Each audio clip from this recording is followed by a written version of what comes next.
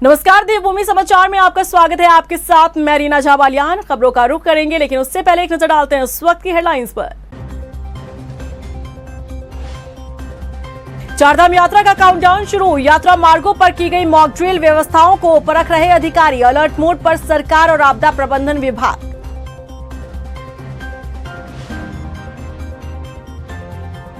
CM Dhami ने दिया सबका साथ सबका विकास का संदेश। विपक्षी दलों के विधायकों के साथ की समीक्षा बैठक। मुख्यमंत्री धामी का मुरीद हुआ विपक्ष। पूर्व राज्यपाल भगत सिंह कोश्यारी ने सीएम धामी को दी सलाह। कहा, अधिकारियों को दे हफ्ते में 4 दिन फील्ड में रहने के निर्देश। समस्याओं का जल्द होगा समाधान। सीएम योगी के पैतृक गांव पंचुर में बढ़ाई गई सुरक्षा व्यवस्था। प्रयागराज की घटना के बाद से अलर्ट मोड पर पुलिस प्रशासन। बॉर्डर इलाकों में भी सुरक्षा के पुख्ता इंतजाम। और चलिए खबरों का रुख कर लेते हैं। चारधाम यात्रा का काउंटडाउन शुरू हो चुका है। यात्रा को सकुशल संपन्न कराने के लिए एनडीएमए ने मॉक ड्रिल के जरिए व्यवस्थाओं को परखा। यात्रा की तैयारियों का जायजा लेने मुख्यमंत्री पुष्कर सिंह धामी खुद आपदा कंट्रोल रूम पहुंचे। इस दौरान आपदा प्रबंधन विभाग ने आपदा की परिस्थिति को दर्शाया। मॉक ड्रिल में दिखाया गया कि उत्तरकाशी के बड़कोट में बादल फटा, तो वहीं हरिद्वार में गंगा में बाढ़ आने से 12 श्रद्धालु लापता हो गए। इस दौरान राहत बचाव दल ने किस तरह से अपने दायित्व का निर्वहन किया। और मुख्यमंत्री धामी ने बताया कि आपदा के दौरान सभी विभाग तालमेल के साथ कार्य करें और इस उद्देश्य से मॉक ड्रिल का आयोजन किया गया। चूंकि पहले से तैयार रहने में कई बार अगर कोई आपदा भी आती है, किसी प्रकार की कोई घटना घटित होती है, तो नुकसान काफी कम हो जाता है। और ये पिछले अनुभव भी हमारे बताते हैं कि 2021 में अक्टूबर माह में जिस समय अतिवृष्टि हुई थी, बड़ा ज़्यादा बारिश हुई थी और काफ़ी आपदा प्रदेश के अधिकांश इलाकों में आ गई थी, लेकिन पहले से हमारे पास सूचना होने के कारण से हमने सभी तीर्थयात्रियों से, पर्यटकों से निवेदन किया था कि वो लोग अपने अपने स्थानों पर रुके हैं। तो उसका परिणाम ये हुआ कि कोई भी कैजुअल्टी नहीं। अब तक जहां उत्तराखंड के मुख्यमंत्री पुष्कर सिंह धामी की तारीफ सत्ता पक्ष के विधायक ही कर रहे थे, लेकिन अब विपक्ष के विधायक भी सीएम के मुरीद हो गए हैं। कल तक धामी सरकार पर सौतेला व्यवहार करने का आरोप लगाने वाले विपक्षी दल आज सीएम धामी की तारीफ कर रहे हैं। आखिर कैसे, देखिए इस रिपोर्ट में। सीएम धामी का मुरीद हुआ विपक्ष। मुख्यमंत्री की विपक्ष ने की सराहना। चल गया सीएम धामी का जादू। मुख्यमंत्री किसी एक पार्टी का नहीं बल्कि पूरे प्रदेश का होता है, और ये सिद्ध कर दिया है उत्तराखंड के मुख्यमंत्री पुष्कर सिंह धामी ने। सीएम धामी ने बीजेपी विधायकों के विधानसभाओं की समीक्षा के बाद विपक्षी दलों के विधायकों के विधानसभाओं की समीक्षा की, जिसके बाद विपक्ष सीएम धामी का मुरीद हो गया है और कर दी सीएम धामी की सराहना। दरअसल लोकसभा वार विधानसभाओं के विकास कार्यों की समीक्षा सीएम धामी काफी समय पहले कर चुके थे, तो वहीं विपक्ष के विधायकों के द्वारा भी ये मांग की जा रही थी कि उनके विधानसभाओं के विकास कार्यों की भी समीक्षा मुख्यमंत्री को करनी चाहिए। यहाँ तक कि कांग्रेसी विधायकों ने सरकार पर सौतेला व्यवहार करने का आरोप भी लगाया था, लेकिन इसे विपक्ष का दबाव कहें या फिर सरकार की रणनीति, उन्होंने विधायकों की मांग सुनी और गढ़वाल मंडल के कांग्रेस और बसपा विधायकों की विधानसभाओं के साथ निर्दलीय विधायकों की विधानसभाओं की भी समीक्षा सचिवालय में की, जिसको लेकर विपक्ष के विधायकों ने मुख्यमंत्री का आभार व्यक्त किया। बहुत अच्छी शुरुआत माननीय सीएम साहब ने की है, हम उसके लिए धन्यवाद करते हैं आपके माध्यम से कि विपक्ष के विधायकों की भी बात सार्वजनिक सुनी गई और अधिकारियों को निर्देश दिए गए। उम्मीद लग रही है कि पूरे उत्तराखंड का समान विकास होगा। उसके लिए मैं एक बार फिर माननीय सीएम का आभार धन्यवाद करूंगा कि उन्होंने ये बैठक करके एक बहुत अच्छी पहल करी है, और इस बात के लिए भी धन्यवाद करूंगा कि हमारे क्षेत्र यमुनोत्री में मुख्यमंत्री द्वारा बहुत सारे अभूतपूर्व कार्य किए गए। वहीं सरकार को घेरने के लिए मुद्दों की तलाश करने वाली कांग्रेस ने भी इस बैठक को लेकर सरकार की तारीफ की, तो वहीं बैठक में लिए गए फैसलों को धरातल पर उतारने को लेकर उम्मीद जताई है। माननीय मुख्यमंत्री जी ने ये पहल की, ये बैठक की, पर हम ये चाहते हैं जो ये पहल हुई है उसका कोई आउटकम भी हो, ये सिर्फ कागज़ तक ना रहे, वो धरातल पे भी हो, क्योंकि हम विधायक हैं। क्षेत्र का जो फर्स्ट हैंड रिपोर्ट हमें पता होती है, हमसे बेहतर शायद ही कोई बता सकता है। तो जो हमने काम दिए हैं वो कार्य होने चाहिए, सड़कों के कार्य होने चाहिए, स्वास्थ्य पे होना चाहिए, शिक्षा पे होना चाहिए, वाटर के संबंधित होना चाहिए, इवन लाइट्स को लेकर भी होना चाहिए। तो ये समस्या हमने रखी है। क्रॉस क्वेश्चन हुए हैं, जवाब इधर से उधर हुए हैं और काफ़ी पूछताछ हुई है। मैं समझता हूं कि ऐसी अगर बैठकें होंगी तो प्रदेश में निश्चित रूप से विपक्ष के लोगों का भी मान बढ़ेगा और विपक्ष के भी काम होंगे। उत्तराखंड में विकास कार्य होना चाहिए और उनकी समीक्षाओं को लेकर के माननीय मुख्यमंत्री जी ने जो बैठक आहूत की, उसमें सभी जितने भी माननीय विधायक थे, सम्मिलित विधायक थे, सबसे उनके विधानसभावार प्रस्ताव पर चर्चा हुई। जो पहले माननीय मुख्यमंत्री जी घोषणाएं थी उन पर चर्चा हुई और अगर कार्य इसमें होते हैं और वो भौतिक रूप से चीजें ग्राउंड पर आती हैं तो निश्चित रूप से इसका लाभ मिलेगा। विपक्ष के विधायकों के साथ विकास कार्यों की समीक्षा को लेकर मुख्यमंत्री पुष्कर सिंह धामी का कहना है कि प्रधानमंत्री नरेंद्र मोदी ने जिस तरीके से सबका साथ सबका विकास का मंत्र दिया, उसी के तहत काम किया जा रहा है। से होना चाहिए, सभी क्षेत्रों का होना चाहिए और आदरणीय प्रधानमंत्री जी का जो मंत्र है सबका साथ सबका विकास सबका विश्वास और सबका प्रयास, हम उस पर विश्वास रखते हैं, इसलिए हम सबके साथ बैठे हैं। बता दें कि उत्तराखंड में 2017 में बीजेपी की सरकार आई, तब से ऐसा पहली बार हुआ है जब किसी मुख्यमंत्री ने विपक्ष के विधायकों की विधानसभाओं के विकास कार्यों की समीक्षा की हो। इस बैठक से जहां विपक्षी दल के विधायक संतुष्ट नजर आ रहे हैं, तो वहीं सीएम धामी के इस कदम से विपक्ष के हाथ से सरकार पर सौतेला व्यवहार करने जैसा आरोप लगाने वाला मुद्दा भी निकल चुका है, क्योंकि सीएम धामी ने इस संदेश दे दिया है कि वो किसी एक पार्टी के मुखिया नहीं है, बल्कि पूरे प्रदेश के हैं और सबका साथ सबका विकास के उद्देश्य से ही काम किया जा रहा है। टाइम टीवी के लिए देहरादून से मनीष डंगवाल की रिपोर्ट। महाराष्ट्र के पूर्व राज्यपाल और उत्तराखंड के पूर्व मुख्यमंत्री भगत सिंह कोश्यारी ने मुख्यमंत्री धामी को सलाह दी है। उन्होंने कहा कि वो अधिकारियों को हफ्ते में 4 दिन फील्ड में रहने के निर्देश दें, ताकि आम जनता की समस्याओं से अधिकारी खुद रूबरू हो सके और उन समस्याओं का जल्द समाधान करे। टमाटर 2 लाख का बेचते हैं, 5 लाख का बेचते हैं। 8-10 साल हो गए, 8-10 साल हो गए। मेरी कोशिश क्या रहती है कि शुरू से ही कि गांव पर जाओ, स्तर पर जाओ। मैं नहीं जानता कि मुख्यमंत्री जी के हॉर्टिकल्चर के डायरेक्टर कितनी जगह गए होंगे और कितना उन्होंने किसानों को प्रोत्साहित किया होगा। ऑफिसर बन के काम क्या किया, जा करके क्या है, इनके और अधिकारी कितने जाते हैं। वस्तुतः जब तक आप फील्ड में नहीं जाते हैं तब तक काम होता नहीं है। और इसलिए मैं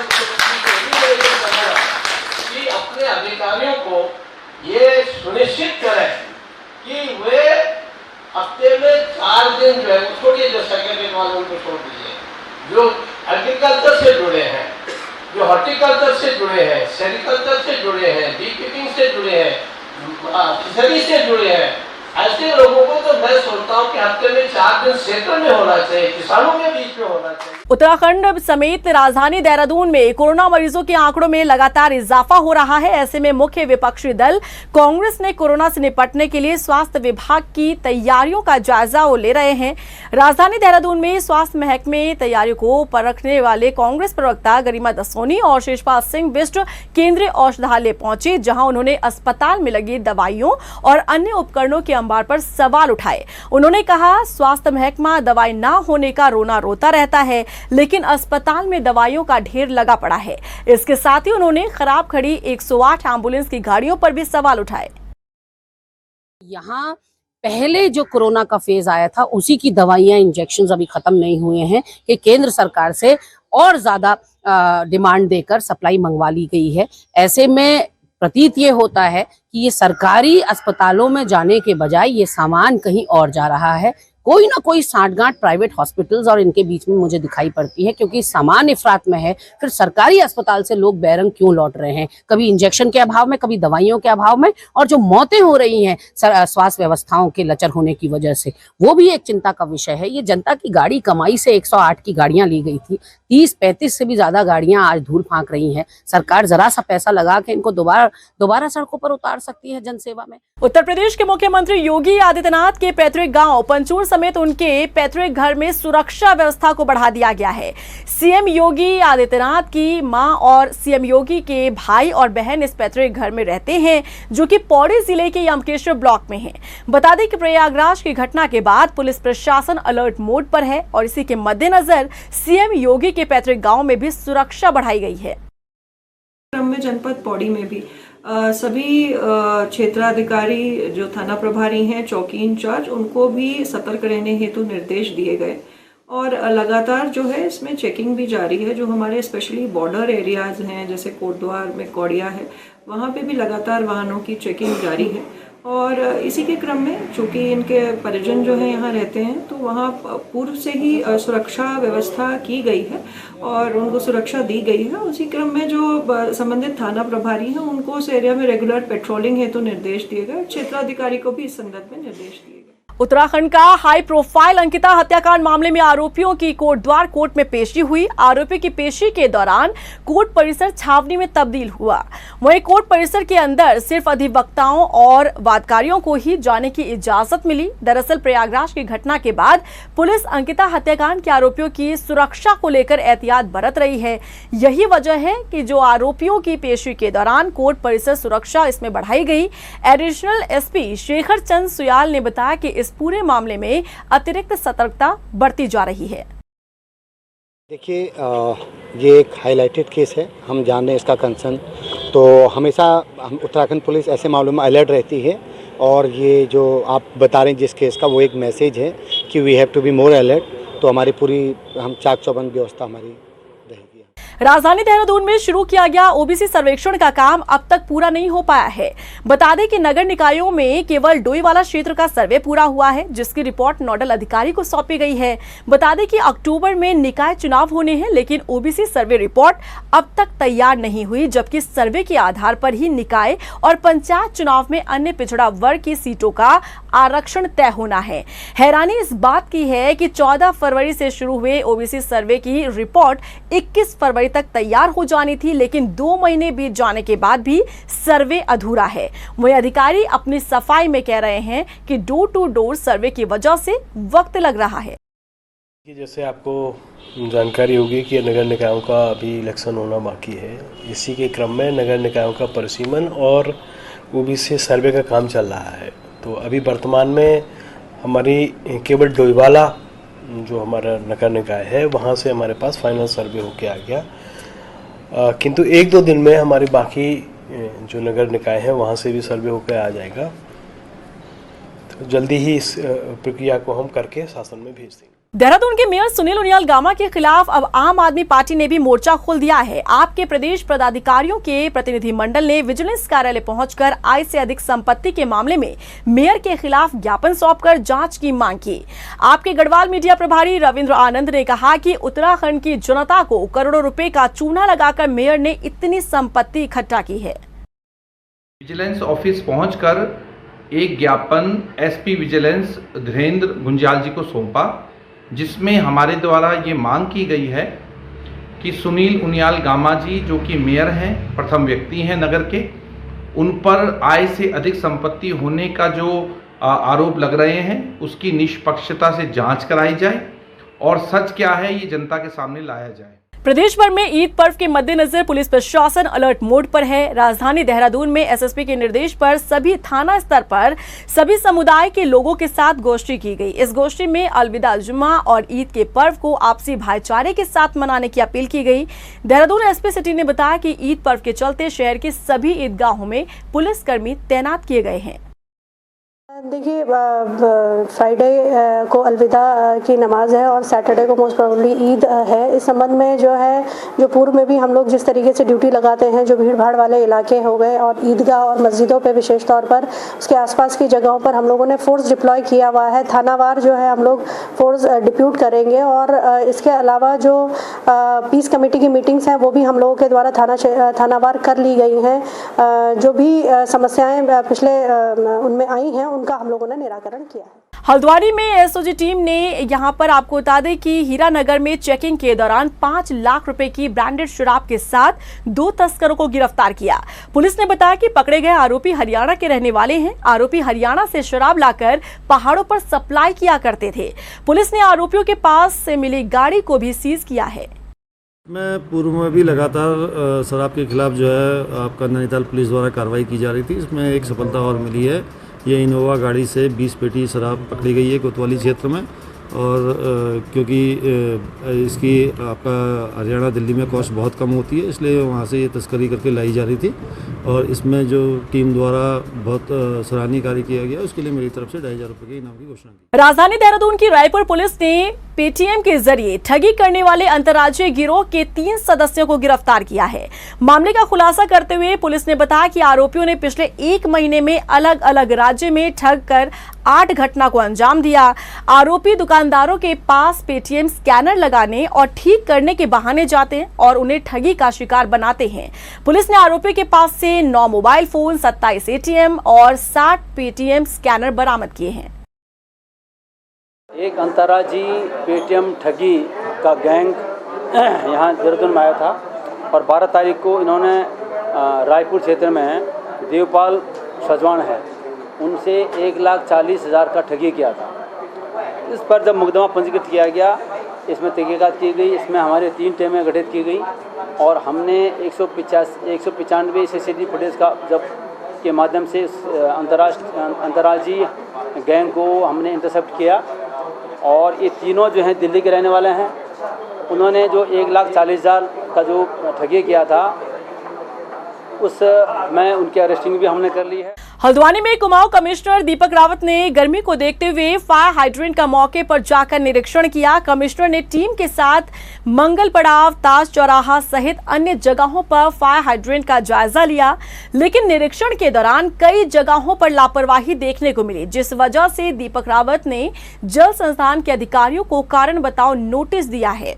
बता दें कि यहां पर जल संस्थान द्वारा सेपरेट लाइन से फायर हाइड्रेंट बनाए जाते हैं।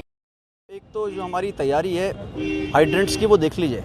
तो हल्द्वानी में आज मैंने रैंडमली 1-2 सैंपल्स लिखे थे और बाकी डीएम से कहा है कि वो खुद भी इस हफ्ते में चेक कर लें हाइड्रेंट्स को। तो यहाँ पे 8 हाइड्रेंट्स हैं, इसमें से एक हमने जो मंगल पड़ाव वाला देखा, उसमें चेक करने पे भी पानी नहीं आया।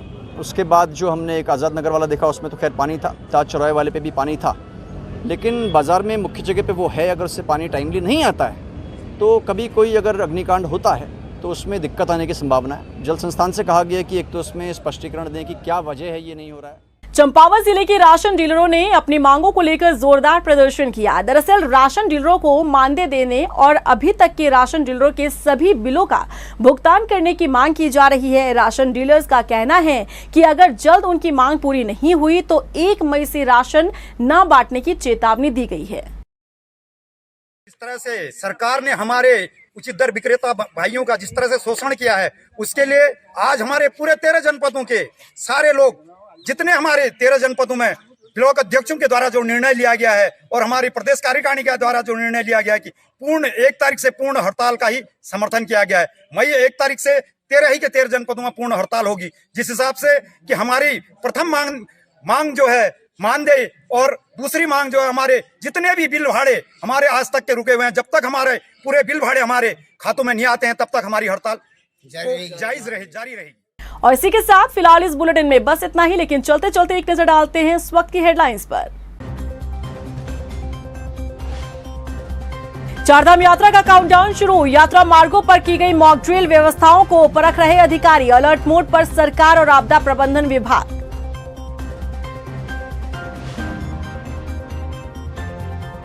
सीएम धामी ने दिया सबका साथ सबका विकास का संदेश। विपक्षी दलों के विधायकों के साथ की समीक्षा बैठक। मुख्यमंत्री धामी का मुरीद हुआ विपक्ष। पूर्व राज्यपाल भगत सिंह कोश्यारी ने सीएम धामी को दी सलाह। कहा अधिकारियों को दे हफ्ते में 4 दिन फील्ड में रहने के निर्देश। समस्याओं का जल्द होगा समाधान। सीएम योगी के पैतृक गांव पंचूर में बढ़ाई गई सुरक्षा व्यवस्था। प्रयागराज की घटना के बाद से अलर्ट मोड पर पुलिस प्रशासन। बॉर्डर इलाकों में भी सुरक्षा के पुख्ता इंतजाम।